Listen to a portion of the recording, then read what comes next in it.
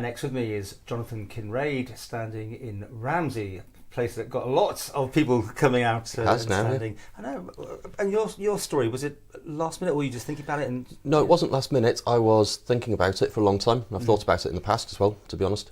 Was thinking about it for a long time and had put all the things in place, because at the point, we were at a point where there were only the two incumbent MHKs who were standing. And it wouldn't have been a very democratic process if they'd walked back into their seats. So I was sitting there thinking, I'm not going to let this happen. So all the things were done, all the forms were getting signed, and everything was working away in the background. And I decided I was going to declare at 3 o'clock on the Sunday afternoon, and Mr. Singer beat me to it. He declared on the Saturday, the day before. So, I mean, you weren't just standing because only there's two of them? No, I was standing because I want to stand, and I think I would be a very good MHK, and I want to do a lot for the town of Ramsey. And so I was going to stand anyway, but yeah. Well, let's deal with the Ramsey issues. Flooding, marinas, the usual things. I'm guessing you're hearing about and you're talking about? Hearing about a lot, yes, and are all relevant to me because we are in the process of buying a house in Mona Street, which is right smack in the middle of old Ramsey. So flooding is a concern, the harbour side is a concern, parking down there is a concern directly to me and my fiancée. And are you going to say it or am I going to say it? The marina is probably a concern as well. Well, let's finish with the flooding. I mean, what's your proposals? My proposal, I wouldn't have any individual proposals. You would hand that over to what you would hope would be the experts, so the people at the DOI, and they've already put proposals in place. It involves walls, I'm guessing. It does involve walls. Sections of those walls are glass walls, so that they can come out for times of the year and what have you. How those would stand up to a real storm, I don't know. But you'd have to assume they've looked into it. The proposals that are there seem broadly appreciated by the people I've spoken to, as long as they don't impede too much on the workings of the harbour, and as long as they don't just shift the problem upstream. Right. Well, let's deal with the marina as well then, because obviously massive talking point. It is a massive talking point. I am firmly opposed to those plans as they've been put forward or suggested, because at this stage nobody's actually applied for permission to acquire the land, to do anything with it. Nobody's actually applied for planning permission. So it is really a proposal at this stage that has been put up in front of the public. Yeah. And the Save the Bay campaign have done a fantastic job. They have very clearly put out the message that the majority of people in Ramsey are opposed to those plans as they stand. I don't think anyone's for it, actually, to be honest. I've spoken to a few.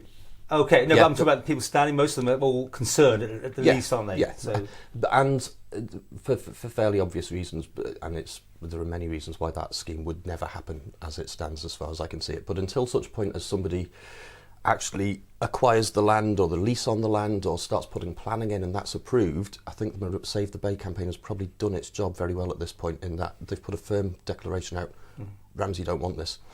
Now, there is a danger in Ramsey that it's going to become an election point and people are casting their votes purely on... It is an election point, and it is going to be casting votes, I'm pretty sure. And that is largely down to the good work that the people at Save the Bay have done with their own campaign. They've made it an election point. Of course, if everyone's against it, that nullifies that one anyway. Yeah, so. But there are still people who are saying, I'm firmly opposed to this, and realistically, I can't in a million years see how it's going to be a decision that needs to be made by the next administration. It's not going to get through planning, it's not going to get through. Obviously, you support jobs and economically active things going on in Ramsey. That's obviously what that might bring or whatever. But you got other ideas for Ramsey? That's a key focus of my manifesto, and everything is bringing employment to the town. I'm a businessman. I've worked both for myself for about 14 years and in other people's businesses, so I've got a good overview of both sides of that fence. And my business put me in touch with a lot of people who were looking to relocate to the island. A lot of them had fantastic ideas, very innovative ideas, and they were trying to bring business to the island, and ultimately they were turned away, or they got to a point where they gave up themselves because they found too much red tape and too difficult. So you'd have a solution to that? I think we need a fresh way of thinking. There are lots of new... climate change. Everybody is talking about climate change rightly at the moment, and it's a big issue that the island and the world need to address. If the island went carbon zero, that would be brilliant. How much difference would it really make to the worldwide issue, and how much difference would it make to our own situation in the grand scheme of things? Probably very little. So why not look at it slightly differently, and as an island encourage businesses who are in that field, who are trying to come out with new building technologies, new technologies for insulation, all sorts of things, energy generation, all those things.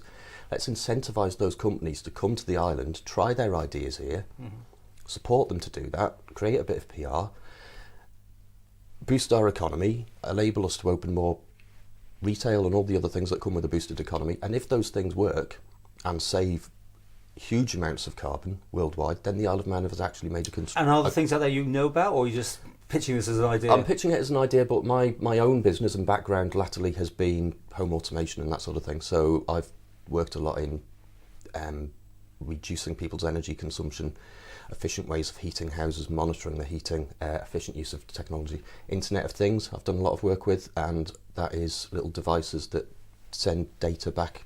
That's a very brief overview. But again, there's businesses over here that are doing things like air quality monitoring and water temperature monitoring and all sorts of things that we could do, and as an island really focus in on, grow our own economy and help on a worldwide level as well, and actually make a valuable difference. With your skill set then, where would you like to be, if at all, inside government, or would you be backbenching? Backbenching initially, as I think anybody would have to do while you but learn the you'd ropes. be asked to become a member of the department. Yeah, and if I were asked to become a member of a department, I think my skill set would probably lead me more towards enterprise. I was guessing that would be what you're going to say, yeah. From a personal point of view, and it's not one that gets talked about very often, Department of Home Affairs is of interest to me just because of the work they do and the benefits they can bring to all of our lives, and it's not one that gets mentioned very often, so I'd be interested in that as well. Yeah, and how do you view the way the government's been over this last 5 years? I mean, and the lockdown, all those sort of things, you've been supportive? I think in a lot of ways they've had the pressure taken off, a completely type of different pressure applied with COVID. They've almost been able to use that as a way of shelving everything else. So a lot of things the administration had said they would achieve in 5 years and haven't, it's because COVID. COVID, I think they largely dealt with fairly well. You agreeing with the open-ish sort of borders at the minute? At the minute, it seems relatively, touch wood, fingers crossed, all that sort of thing. We seem to be coping relatively well at the moment. It seems a little bit strange to me that we still have some restrictions on people. There are still certain people who can't come to the island even if they want to isolate for 14 days just because they haven't been double jabbed and they don't have immediate family here. It seems a little bit strange to me, but...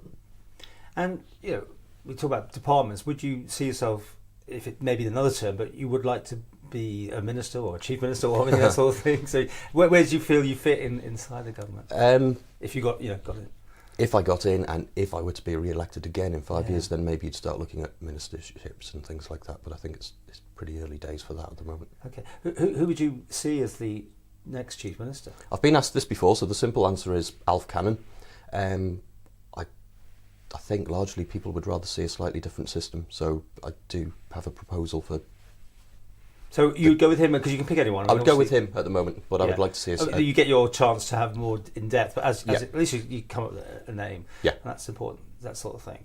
That's fine. So back to making you stand. Did you feel that the incumbents at the minute weren't doing what you wanted them to do? Is that what brought you to this conclusion that you had to stand yourself? I think as a government overall we're a bit stuck in our ways, and I think there is an opportunity this time. If you look at the list of constituencies and people who are standing, I've got a gut feeling that we might see more new faces than we've seen for a very long time, if not ever.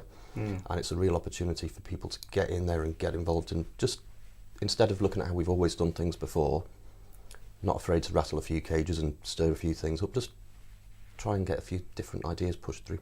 Yeah. And, the future, would you see yourself doing this as a full-time job or fitting in with your other commitments? No, this has to be a full-time job, and I'm in the fortunate position that I've been able to wind my business down. If this doesn't work out, then I can slowly start it up again or look for different employment. And if you weren't successful, would you see yourself continuing down this route? Possibly. A lot can happen in 5 years. It would depend where my life was in 5 years' time, but it's very much of interest to me, and if I was in a position to do it again in 5 years, I would do, yeah.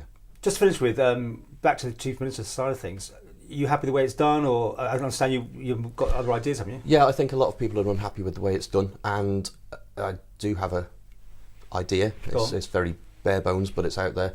On the day that people put their nomination papers in, everybody puts their nomination papers in, and every candidate across the board declares if they would like to stand for Chief Minister or not. All right. The next 2 weeks, is campaigning for whoever wants to be Chief Minister, and then it goes to an island-wide vote. So the public would decide. Public elect a Chief Minister. You're going to push that if you get them? Possibly, yeah, if there was an agreement for it. From that point on, that person has their seat, and the other 24 MHK positions are filled. That means that you don't have a constituency that effectively loses a constituency MHK to Chief Minister, and nobody can then complain they didn't have any input into who the Chief Minister was.